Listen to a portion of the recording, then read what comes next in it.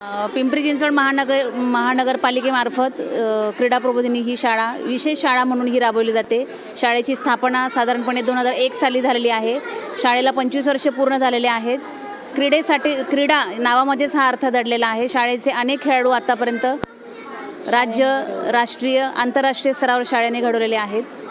अशी या शाळेचा विशेष नावलौकिक आहे। आणि आज इथे वेंसर हॉस्पिटल, जगताप डेअरी चौक, वाकड या ठिकाणावरून ज्या मॅडम आल्या आहेत, डॉक्टर मॅडम आल्या आहेत, त्यांनी आमच्या शाळेतील विद्यार्थिनींना अतिशय संवेदनशील असा विषय मासिक पाळी या संदर्भात जी काही माहिती दिली, छान पद्धतीने थोडक्यात माहिती दिली।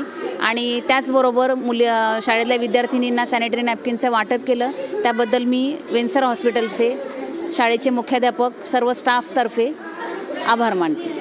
पिंपरी चिंचवड माध्यमिक विद्यालय क्रीडा प्रबोधिनी, तर आम्ही खेळाडूंना घडवणारी शाळा अशी आमच्या शाळेची ओळख आहे। आणि खेळाडू आमच्या मुली असतात आणि वेगवेगळ्या स्पर्धांमध्ये त्या उतरत असतात, तर त्यावेळेला प्रॉब्लेम्स असतात आणि जाहीररित्या त्या सांगू शकत नाहीत किंवा काळजी, दक्षता कोणत्या प्रकारे घ्यावी हे अगदी वयात येणाऱ्या मुलींनासुद्धा मॅडमनी खूप छान वेंसर हॉस्पिटलच्या मदतीनं सांगण्यात आलं त्यांना, आणि सावधानता किंवा जागरूकतासुद्धा केली।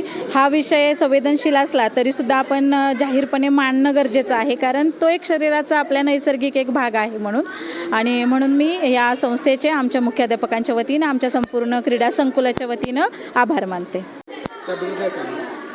वेंसर हॉस्पिटल हे सामाजिक क्षेत्रामध्ये विविध उपक्रम, आरोग्य विषयाबाबत विविध उपक्रम राबवत असते।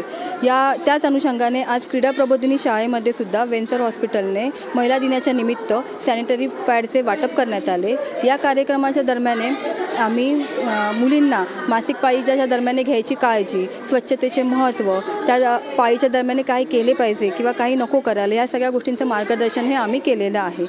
हा उपक्रम राबवण्यामागे उद्देश फक्त हा होता की मुलींमध्ये मासिक पाळीच्या दरम्यान खूप सारे गैरसमज असतात, तो गैरसमज दूर करणे, सॅनिटरी पॅडचा वापर कसा करणे, या उपक्रमाच्या दरम्यान त्यांनी काही गोष्टी केल्या पाहिजेत, हा त्याचा उद्देश होता।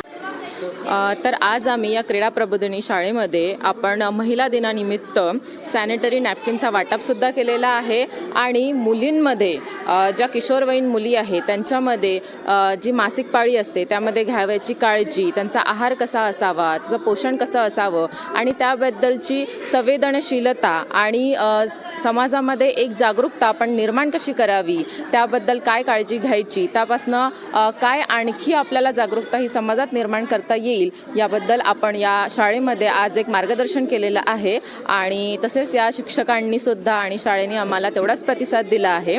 आणि वेंसर हॉस्पिटलमध्ये असे उपक्रम दरवर्षी आपण वेगवेगळ्या कार्यक्रमानिमित्त साजरे करतच असतो।